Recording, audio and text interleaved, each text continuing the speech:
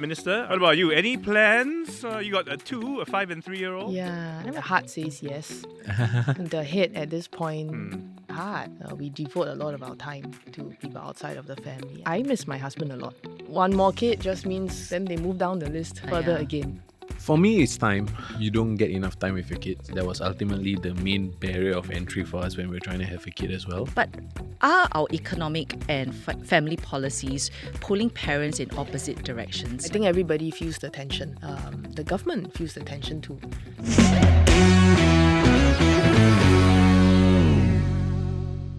Hi everyone, Tiffany here with Stephen on another episode of the Deep Dive podcast. Now, usually at every National Day rally speech, Stephen, Singaporeans like myself, I will look forward to hearing all the announcements because I feel like there's some goodies here for me. Although this year I didn't hear about any more CDC vouchers. No, none. But the loudest claps and cheers came around the announcements surrounding parenthood. That's and right. I think it's possibly from parents also in the auditorium. I'm sure. Yeah, and which include help with childcare costs and more childcare leave. Because basically the government is saying they're going to try and make it easier for people to support their children with financial and non-financial incentives. And in our conversation with people on this podcast, we keep hearing them talk about whether they have the capacity to raise children. So not just the financial ability, but the time, the energy as well. Yeah, and also whether or not their career can afford a detour or setback, and who will care for my child, if they fall sick. So today we want to ask, will these new measures make it easier for parents to finally say, okay, let's have another child? And also, can we get society to support them? Get everybody on board to make this a community effort. So with us to share their lived experiences, we have Yuvaraj Uthaman, a father to a 2-year-old boy. Both he and his wife work full-time and they also have a helper at home. Hi everyone, thank you for having me. Rachael Cheong, a mother to a 6-year-old boy. She and her husband also work full-time and they have no helper. Yes. Hello, everyone. Thank you for having me. And together with them to answer all our questions, we have Acting Minister for Manpower Jasmin Lau, who is also a mother to 2 boys. Yes, and growing up a little bit too fast. Oh, before you know it, there'll be... Yeah. So actually, we're all parents here on this table. At this But let's table. start off by going around. I'll start with Yuva, ask you, where are you now with family planning? I mean, we just got to know each other, but hey, we get right to it. Yeah, sure. Another kid on the cards. We are in conversation about it. In conversation, I love that. Yeah, I know. Very marketing terms. I know that. So we are thinking about it. We actually had this conversation from time to time. But because for my context, when my son was born, I was shifting house at the same time. So it was a little bit hectic at that time. Right. So it took us a full 2 years to slightly recover. Okay. Yeah, he's 2 right now. But you've had the conversation, but what seems to be... We feel like we just got into the rhythm of everything, balancing the whole balancing act between working parents and taking care of our kid as well. We do predominantly take care of him. So we feel like we just got into a rhythm. But at the same time, we see he's at a phase where another, a sibling would help him. He seems to want to have a lot more interaction, a lot more playtime, and he seems to enjoy going to his play groups and all. So that's what sparked the conversation, because he seemed to demonstrate some signs of loving to interact a little bit more, and we feel like you could help with his development as well. Yeah, and I do want a girl he's also. leaning towards yes, like a Yeah. yes. We are leaning towards yes. That's yes already. Yeah, that's It's just yes when, already. right? Yeah, it's just a matter of Yeah. timing, and I do want a girl also because I have a boy. That I don't one, think you can 50-50, control. have to pray and plan. And Okay, Rachel, where are you with your family planning plans? I like to say that the heart says yes, but the head says no. So I always imagined that I would have 3 kids. But I think after having one, there are a lot of other implications that come into play, other considerations. So for my kid's currently 6, and it took me a full, I would say, 2 years for us to learn how to parent him well, for us to get to know each other as parents, and then to kind of get into the groove of things, logistically, working full time and balancing everything. But it's like riding a bicycle, you never forget. So you only have to learn it once. Yeah, but every kid's different though. So I would imagine that we would have to go through that whole cycle of things again. Yeah. Okay, so we've asked the 2 of them. Minister, what about you? Any plans? You got a 5 and 3-year-old? Yeah, I like what Rachel said. The heart says yes. The head at this point, hard. I mean, the job that I'm in we devote a lot of our time to people outside of the family. And I think one thing we often don't talk about is that it's a spouse. I miss my husband a lot. There's the kids and there's the job, and then you wonder what happened to the spouse and the time you had together. And I think one more kid just means sometimes the spouse feels, then they move down the list further again. Yeah. So yeah, I also imagine myself having a girl. Yeah. Actually, that's something that like people don't talk about that much, because the more kids you have, the more, sort of like couple time, that Yes. couple time is delayed. You Yeah. have to wait longer to get back to your spouse again. Yesterday, I think with the National Day rally speech, a lot of it is the focus on families, right? What made you sit up and think, this could actually make my life easier, like among all the announcements? I think the increase in childcare leave, that was a huge one. So as I said, my kid is 6 now. So between the two of us, we have 6 days each. So that's 12 days of childcare leave. But once he goes to primary 1 next year, we would have to work out a total of 4 days between us. That's right. So I think now that it's, I think 8-8, right? Yes. Yeah, so it's a huge relief because we do have the grandparents as well, and we activate them as and when required. But between the two of us, a lot of the responsibility is still shared. Yeah. So, I mean, like if you look at our calendars, it's really like playing Tetris because my husband travels a lot. So we just have to schedule and see, who takes him on what day. Yuva? Same. Childcare leave was something that was really, really welcome. Because so I'm at the phase where my son is 2, right? So he's falling sick super often, and we only started sending him to play groups after he was 18 months. So that's when all the sickness and everything started much more.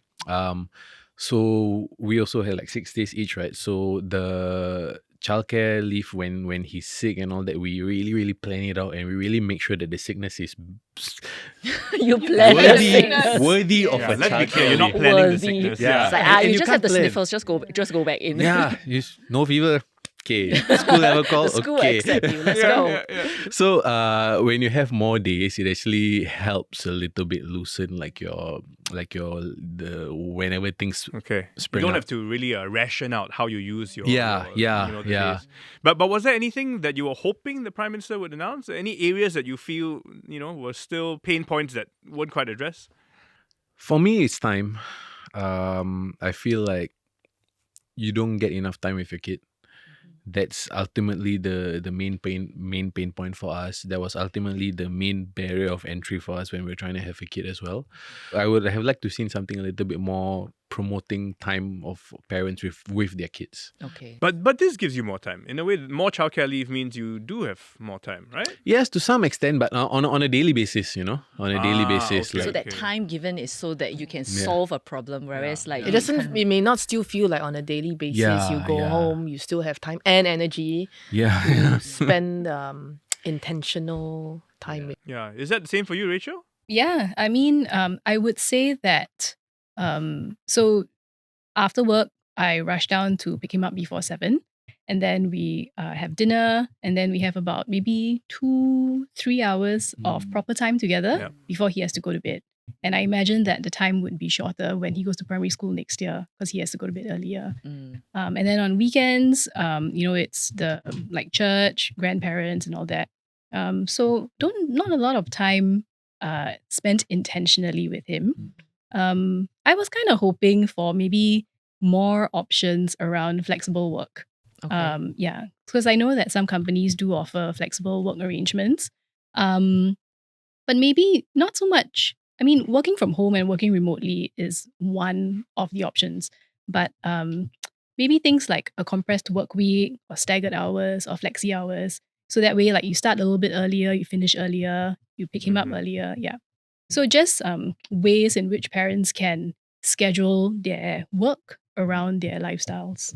Well, we have the perfect person to answer that because the Manpower Minister also happens to be here. Right? I was hoping you wouldn't say that. But realistically, I think, you hear what their, pain points are. Realistically, what do you think the government can genuinely solve and what, you can't? First, I would say actually some of the comments and the reactions are not surprising.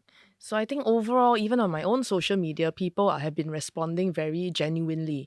They like the direction that the announcements are pointing towards, but they are maybe a little bit still worried about whether announcements aside, in the workplace, is the culture going to be supportive enough? Because leave is leave, but the expressions when your teammates and your supervisors give you when you apply for the leave, that can make you sometimes feel like maybe you shouldn't ask to take the leave. Then there is, of course, flexible work arrangements. Some people are saying maybe I don't need to take a whole half day or a whole day, but can I leave 1 hour earlier so that the sun hasn't set and I can pick my kid up and then we can go to the playground for a while before they go to bed? 1 day a week, 2 days a week maybe. So there are a lot of these emotions that are coming up, which I think is healthy. It gives us a chance to have these conversations with both employees and employers, but also at the same time help all of our workers understand the difficult situations the team leaders are in, because they also have to deliver work outcomes. Our SME business owners have to make the business survive and grow. And I think it's a very healthy conversation for our entire society to have. Flexible work arrangements, I think all of us want it, myself included. And we find our own ways to achieve some of it. We try and give a bit more in certain hours, and then we try and ask for a little bit of leeway later on. Then the question is how to make that not just an exception because you have a good boss, but an acceptable norm in our society. And I guess that really is a challenge because, like Rachel's highlighting, this flexible work arrangement is something you can ask for, we know, but they don't have to say yes. And there are no regulations to say that you must provide. So for many people, they'll be saying until there's some kind of regulation or some kind of policy from the government, my boss is not going to do anything. Well, it's also, we have to be careful. This is not like a parents versus employers, parents versus business owner thing. It cannot be. And the more sometimes we push for some of these things, we are driving fissures across the society. Then after a while, it'll be parents versus singles, not healthy. And one thing we recognize is across all job roles, there are very different demands. People who are doing customer service, doing healthcare, they're doing shift work. You can't say one type of flexible work arrangement works for everyone. Work from home doesn't exist for people who are at the front line. And so once you try to put it into regulation and say you must offer certain types of flexible work arrangements, it makes it very rigid for the workforce and for the labor market. It has to be something that works for that company, that department, that job role. And so something like that, it's very hard to legislate. Once you legislate also, there is a chance, and it's already coming up, parents saying, will it make it harder for me to even get a job?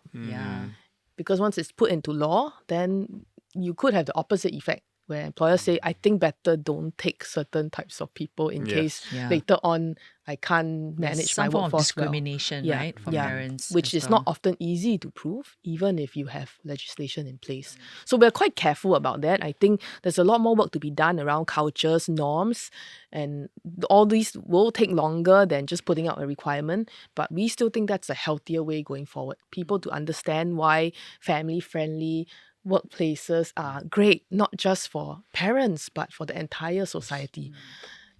I mean, for both of you, do you all have some form of like flexible work arrangement that you can, negotiate with your bosses? Rachel?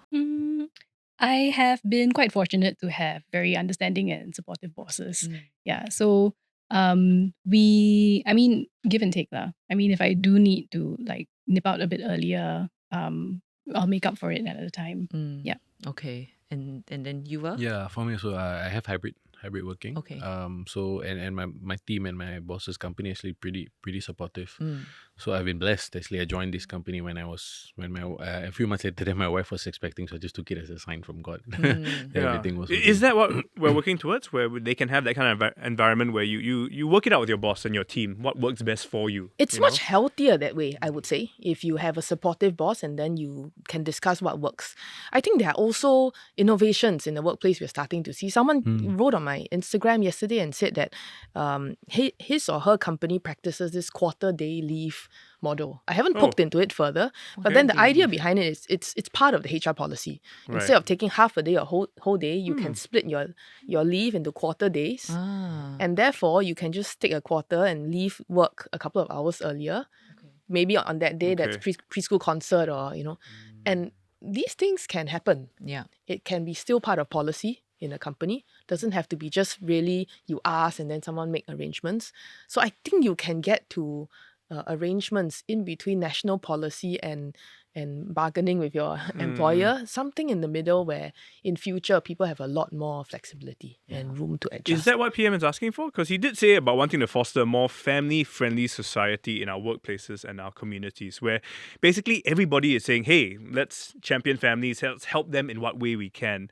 I mean, it sounds like a tall order, and those who don't have children will be saying, it's a tall order, but I think still it has to be the direction we head towards. And it's not meant to just be for parents with children. It must apply to children who are helping their elderly parents go to hospital for medical appointments.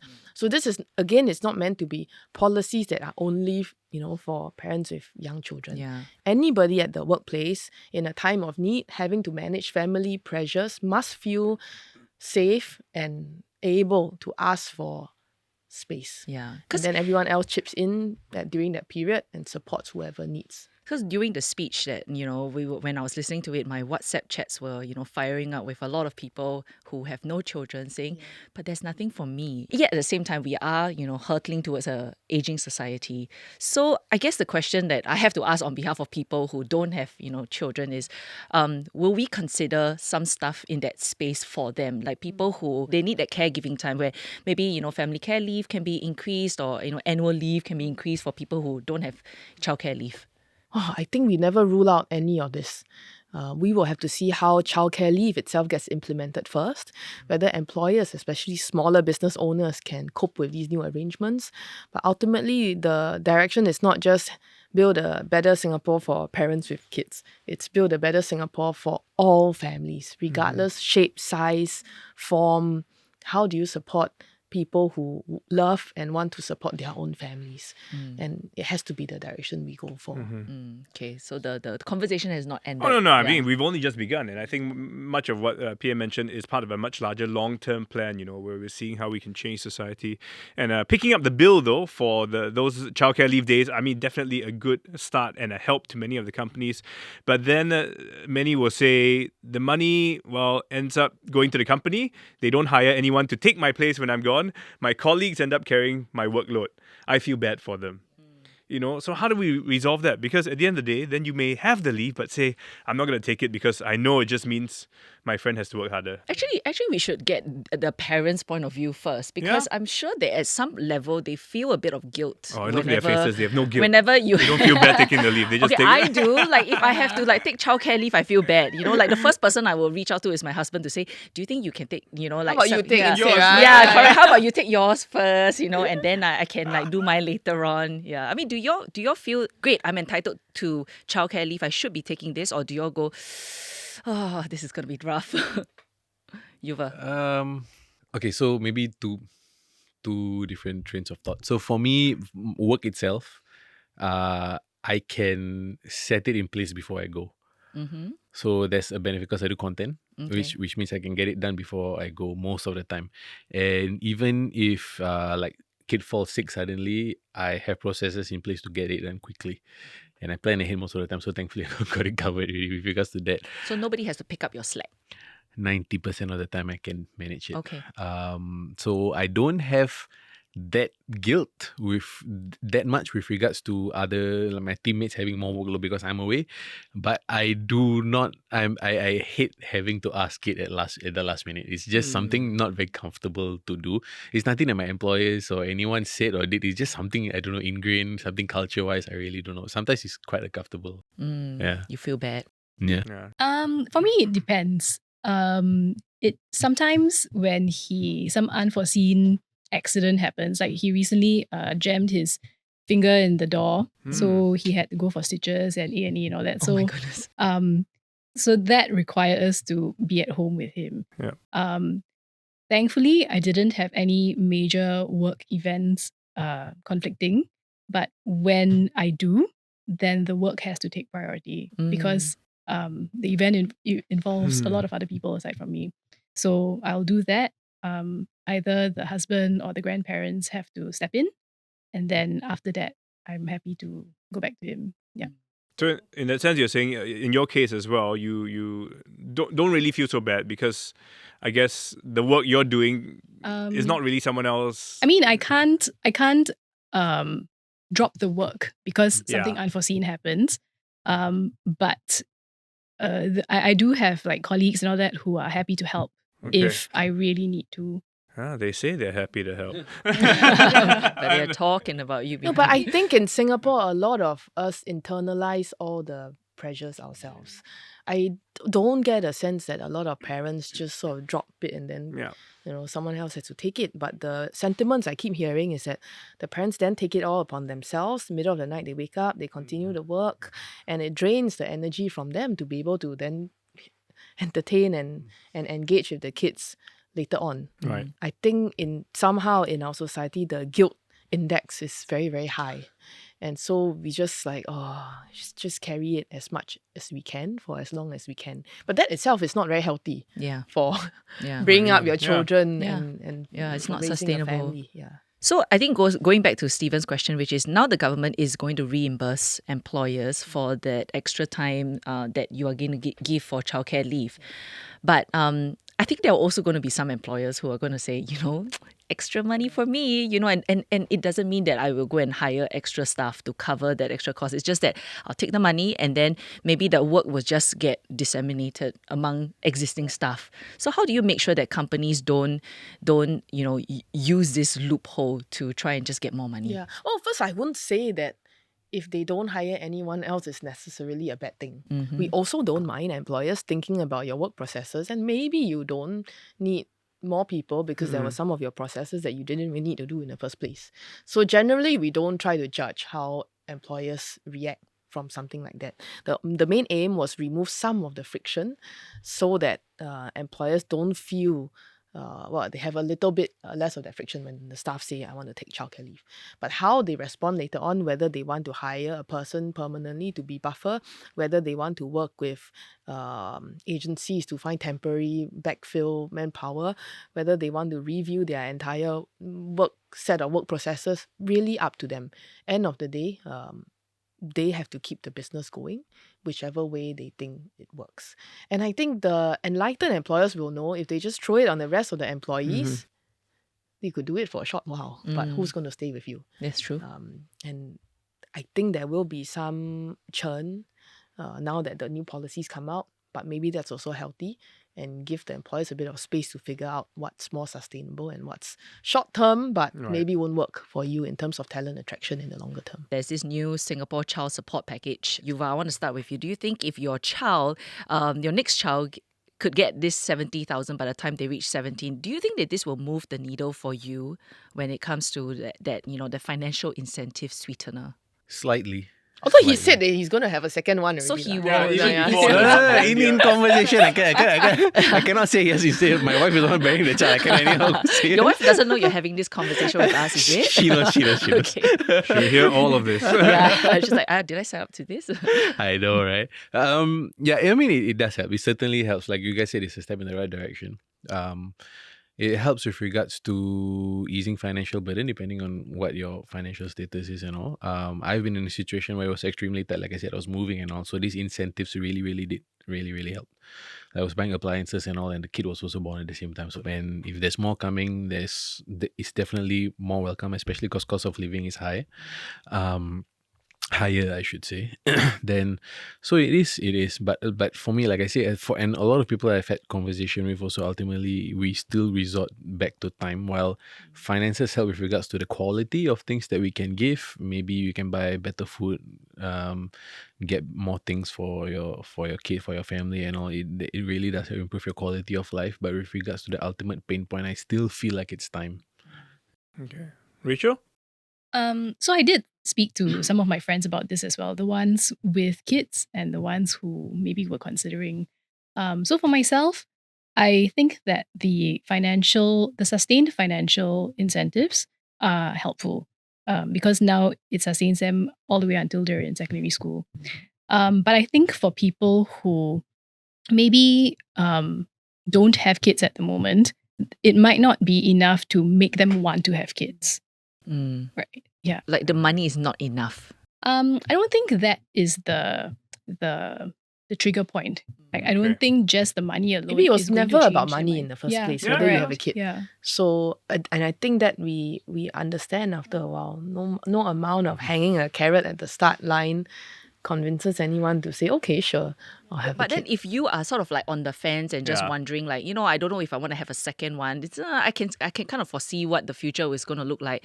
Will that extra, like I think 70K, help you to, maybe make that decision better, easier? Yeah, for sure. I think it will be helpful. But I mean, back to what Yuva said, at the end of the day, it is the time spent, because Yeah. more kids means more time that you have to devote to them as well. Yeah. But I guess the whole idea is that it's expensive to raise a child. And here, the money being given, while helpful, doesn't really, affect much of the larger picture. So as you rightly pointed out, it shouldn't be about the money. Yeah. So then why throw money at the issue? And do we hope that will actually really do anything? Yeah. I don't think it's throwing money at the issue. I think when we talk to many parents, the regular costs do make a difference. And some of it is it's also that psychological stress. They are trying to earn a living so that they can support the kid. And so some of what we do is not to just take away the cost, is to tell the parents, it's a signaling that we are with you. We can't take away all the costs, but don't feel that you have to carry all of it by yourself. And we think that overall frame is just healthier for the entire society, for everyone who's in it at the moment in the trenches, trying to get the diapers and milk powder, all that ready, to feel you're not alone. That is very important. But you go back to this question about time, you can't solve it fully because it's not number of days or number of hours. Time also means energy for the parents. You can have time. I can have 2-3 hours at the end of the day, but if I don't have the energy, I can't do anything in those 2-3 hours. Yep. How do you give that back to the parents? How do you say that at the workplace, there's a different way to handle the work, and we can all put it at the door before we step home and to our kids? All of that you can't solve with money. You can't. So I think there's a paradox here, right? Which is we have all these incentives so that parents can remain in the workforce and we can work and understand that, our kids are taken care, okay, they're okay, and then there's all this support and everything. But are our economic and family policies pulling parents in opposite directions? Like we want to support them, but at the same time, they are to support them to stay longer in the workforce, No, I think everybody feels the tension. The government feels the tension too, because you do need a workforce that can keep your economy going so that you can attract more companies to come to set up. You want to have small companies start up also, and then they grow and then they provide good jobs. And there's a healthy cycle that we're trying to keep in place so that generation after generation, we still have good jobs. But when we explain it like that, it doesn't help the individual who feels caught in this cycle. And they feel that they cannot extricate themselves. They feel that they are part of a larger machine that they can't quite control. Yeah. And very often, I think the feeling is someone's keeping me in this and I don't have self-agency. Yeah, I think people always use the term, I feel like a hamster in a Yes, wheel, right? yes, Yeah, yes. I cannot stop anymore. But sometimes I also, when I speak to parents, I say, only after you become a parent, then you realize how important it is now to think about life priorities. Sometimes before that, you just go along and then you're still a hamster, but different size hamster, maybe different energy, wheel. different battery. But then when you have a child, you start to realize you are so much more intentional about everything you do in that day, how you spend hour after hour because you want to get back to your kid. And maybe that itself is something very meaningful, a very meaningful pressure in life to have, because there's something else more important. And then you can choose quite carefully which jobs you go into, which teams you work in, what kind of work you do, and when you decide, okay, that's enough, I'm going home because my kid needs me. Yeah. So your priorities change actually. But then some parents would say that, but then, then that also means that I would have to, my career will have to take a, back seat for now. And I may not be able to go back at the level that I, I'm hoping that I can get back at. So as parents, we're always told that there is that trade-off that you have to make. You want kids, then you have to accept that this is a trade-off. I think especially as a mum, it is, even harder. We have another podcast called the Work It Podcast, and, we have had mothers come on before and say that, I think that year if I take maternity leave, I can almost guarantee there's no promotion for me. I mean, we want companies to be a bit more forward-looking, but at the same time, like you said, they have operational realities. You're a mum yourself, Rachael, you are already in this 6-year journey of, being a mum. Will all of this, thinking make you think to yourself, okay, maybe I don't want to, have a second child because it could mean that I have to repeat the whole cycle again? I did think about whether I wanted to be a stay-at-home mom so that I could devote all that time to him for this season and then maybe go back to work after that, maybe do some freelance work. But then I also, and I think it differs from person to person. So for myself, in that 6 months to about a year that I was home for, I felt that I needed that sense of purpose. And I think being a stay-at-home mom wasn't for me. So I needed to go to work. So I went back. So the work gave you a sense of purpose. You weren't comparing yourself with your peers, essentially. No, I think because after having a kid, I am aware that he is my priority. Right. Yeah. So in a way, you are managing your own expectations. Yeah. Is that something we need to do where we realize that we can't have it all? I mean, in life, we can't always have your cake and eat it. Sometimes you can, but not always. And in this case, it does sound like if you have a child, then some aspect of your career does need to take a bit of a back burner. Right? Well, I actually think maybe parents understand the feeling. Your life expands so much after you have a kid. The moment you have a kid, meaning and purpose just expands. Your heart expands. And so while you maybe see the chances of you moving on the original path to be different now, but there's so much more richness and color in your life. And I don't think it's about us telling people change your expectations. But I think gradually, if more of us went out and spoke about the beauty of having kids and the experiences and we go through and the growth that all parents have because you have a kid, I think people will start to see it that's multidimensional. It's not career or pause or detour. It's just that your life expands. Some days it explodes. It expands, and that itself is richness that you can really we often only enjoy. talk about the explosions, that's why. That's right. I want to draw back to what PM said, which is this whole thing is, needs the support of the whole of society. And I think the whole of society includes not just your parents, but also your employers, also includes our colleagues as well. I mean, some of my colleagues said, maybe it's just either go and make babies right now or like suffer, right? So how do we get the whole of society to get behind this, parenthood reset because of our falling fertility rate? A lot of it isn't about just saying this is the amount of dollars we're going to pay. A lot of it is sent for government agencies like MOM going out, working with employers, trade associations to say for your industry, your sector, your company, what would work for you? Is it temporary manpower that can be used to backfill? Is it different HR policies that you can now adopt? All of that has to happen. A lot of it's also culture and norms, talking more about it, letting the singles also speak up to say, we can't be just tanking all the additional responsibilities. And I think the conversations and the discourse will help us arrive at a different point about what it means to be a Singapore that supports families. And again, like I said just now, it's not just about the babies and the children. When you say support families, it also includes people who have to care for the elderly parents. Yeah. So it sounds like really everyone in the community needs to kind of be on the same page so that we understand, where we're all going. So that me as a single colleague in that sense doesn't feel like I'm penalized because, of my friends who are parents and having more children. But it's true. So many of us grow in different ways when you have children, which is very hard to explain. And you only know about it when you become... Well, only when you look back. On hindsight. Yes, on then hindsight. you realize how much you have grown. It's just like a dad joke. Do you know when a dad joke is a dad joke? Brace yourself. Brace yourself for it, yeah. When it becomes apparent. Oh, Okay. Yuva! I think I'm going to invite you back again. You guys were laughing into that. Come on, I know that.